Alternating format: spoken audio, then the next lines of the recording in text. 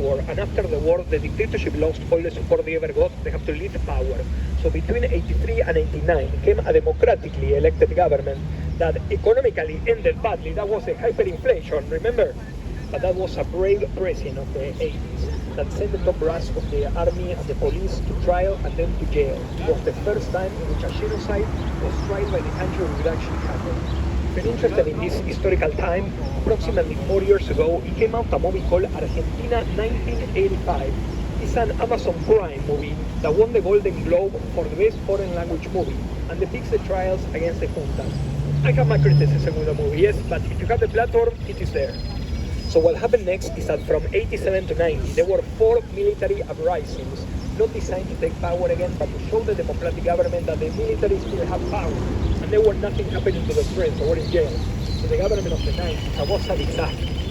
They just passed laws through Congress with the support of the opposition, saying that all the people that was involved in the 70s violence was pardoned, as if nothing has happened, free of charge, back into the streets.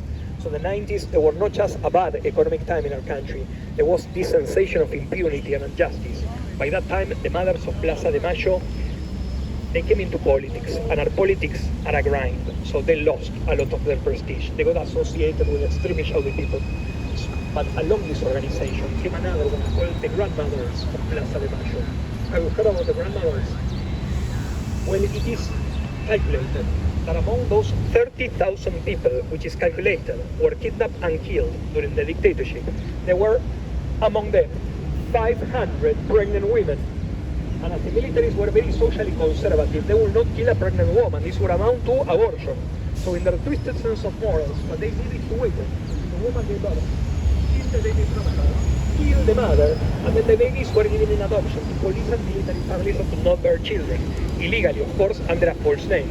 So all those families know that by the time their daughter was kidnapped, or the girlfriend of their son was kidnapped, she was pregnant.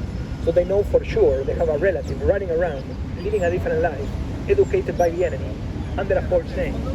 So what the grandmothers did, they were very brave and smart. In the 80s and in the 90s, which was not an easy time in our country, started traveling abroad, mainly to the United States, and started meeting the scientific communities, and got a lot of support, and persuaded the scientists of the 80s to create something that was a development in this time, a DNA test that could tell if somebody was your grandparent.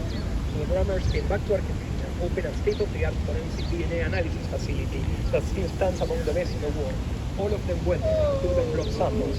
So every time the grandmothers have a chance for a microphone, and they're by now in their mid-90s, they say, if you were born between 76 and 83, and you have doubts about your identity, come along, we'll take a blood sample and compare it.